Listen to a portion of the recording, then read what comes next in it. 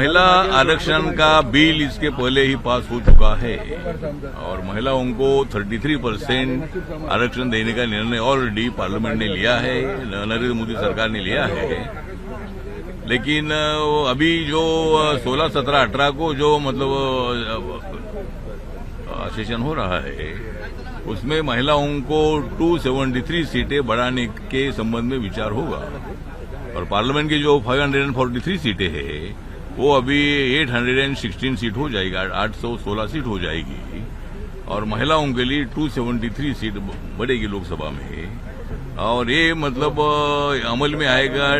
29 के लोकसभा के चुनाव में और उसके बाद जो भी विधानसभा होगी तो उस विधानसभा में भी मतलब इतनी सीटें बढ़ेगी, जो जितनी सीटें अभी है तो हर जगह पर 1/3 सीटें बढ़ेगी और मतलब ये एक बहुत ही क्रांतिकारक निर्णय होने जा रहा है। सभी विपक्षी दलों को भी हमारा निवेदन है कि भाई जिस तरह इस बिल को पास करने में पहले महिलाओं के आरक्षण के लिए आपने सपोर्ट किया था तो इसमें विवाद करने की बिल्कुल जरूरी नहीं है। अभी बिल बीच में लाने का कारण ये है कि अगर 29 को ये बिल ये मतलब कानून लागू कराना है तो अभी जो मानसून सेशन है वो जो जुलाई के एंड में है फिर उसमें देर हो जाएगी,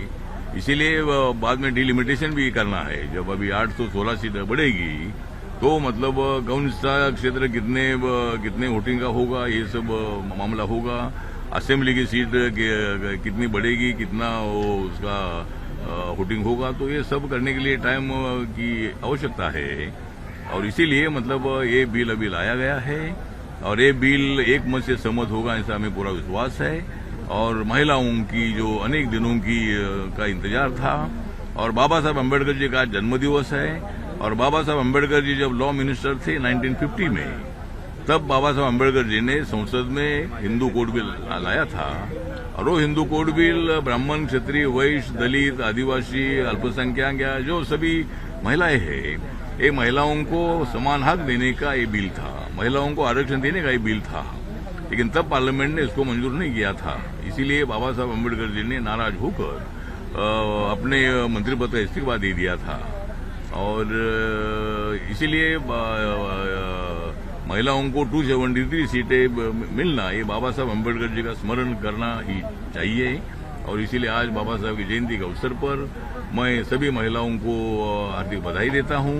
कि अगले बार 273 महिलाएं मतलब रिजर्व सीटों पर लड़ने वाली है, बाकी और भी 20-25 महिलाएं आ सकती है तो 300 के ऊपर महिलाएं पार्लियामेंट में हो सकती है और एक बहुत ही बड़ा क्रांतिकारक निर्णय भारत सरकार का है, नरेंद्र मोदी सरकार का है।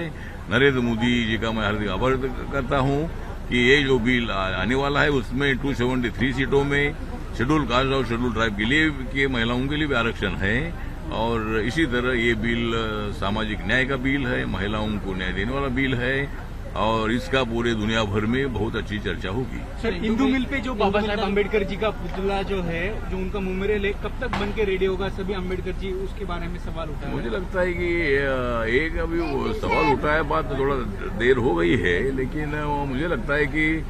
बाबा साहब अम्बेडकर जी का स्टैचू बनने में थोड़ा देर हो गई है। जो शाहपुर जी पालन जी का हिंदू मिल का काम है वो 90% से ज्यादा हो गया है, लेकिन अभी पुतले के लिए थोड़ा सा टाइम लगा है और वो गवर्नमेंट की टेक्निकल डिफिकल्टी है कि भाई अनिल सुतार बोल रहे हमको पैसा नहीं मिल रहा है और शाहपुर जी पालन जी बोलते कि भाई वो जो जितना काम करते उतना काम हमारे पास आएगा तो हम पैसा भेजेंगे। ऐसा कुछ तो थोड़ा सा प्रॉब्लम इसमें है, पैसे की कमी नहीं है। MMRD ने बोला है कितना पैसा लगेगा तो पूरा पैसा हम दे देंगे, तो इसीलिए तो जल्दी काम करने के लिए मैं भी प्रयत्न करूंगा। जो अनिल सुतार का कहना है कि हमको पैसे की आवश्यकता है तो जरूर मैं शाहपुर जी पालन जी से बात करके ये 1 साल या 1.5 साल के अंदर इस पुतले का काम पूरा होना चाहिए। इसी तरह मेरा प्रयत्न जारी रहेगा और जल्दी एक दुनिया का सबसे बहुत ही अच्छा मेमोरियल यहाँ खड़ा हो रहा है। बाबा साहब का 350 फीट का पुतला और 100 फीट का फाउंडेशन मतलब 450 फीट का स्टैचू या अरबी समुद्र के पास या हिंदू मिल के जगह पर खड़ा होगा और दुनिया पूरी देखती रहेगी। और ये स्टैचू ऑफ लिबर्टी से भी ज्यादा ऊंचा है और देश में वल्लभ भाई पटेल जी का जो स्टैचू गुजरात में है वो सबसे ऊंचा है लेकिन उसके बाद अगर किसका स्टैचू ज्यादा ऊंचा होगा तो बाबा साहब अम्बेडकर जी का ही स्टैचू है। और इसीलिए महाराष्ट्र सरकार का मैं आभार व्यक्त करता हूँ कि उन्होंने बहुत ही बड़ा काम हाथ में लिया है। देवेंद्र फडणवीस जी से भी मैं बात करूंगा और पैसे की रुकावट ना हो और जल्दी जल्दी 1 साल 1.5 साल के अंदर ही मतलब ये पुतले काम पूरा होना चाहिए। उसके लिए मेरा प्रयत्न जारी रहेगा और नरेंद्र मोदी साहब जो हमारे प्रधानमंत्री है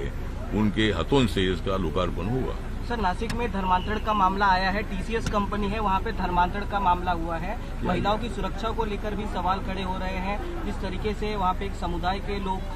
धर्मांतरण कर रहे थे नहीं और क्या, ऐसे में क्या मुझे मालूम नहीं क्या हाँ, क्या नहीं। नासिक में टीसीएस एक कंपनी थी, वहाँ पर कंपनी के अंदर कॉर्पोरेट जिहाद और लव जिहाद का मामला सामने आया है, जहाँ पर महिलाओं का धर्मांतरण किया जा रहा था। उसे लेकर जो है नीतीश राणे ने कहा है कि ये कॉर्पोरेट जिहाद हो रहा है। इसे किस तरीके से देखते हैं? मुझे लगता है कि धर्मांतर जो होता है, धर्मांतर करने के ऊपर कोई कानूनी बंदी नहीं है। अगर किसी को कोई धर्म लेना है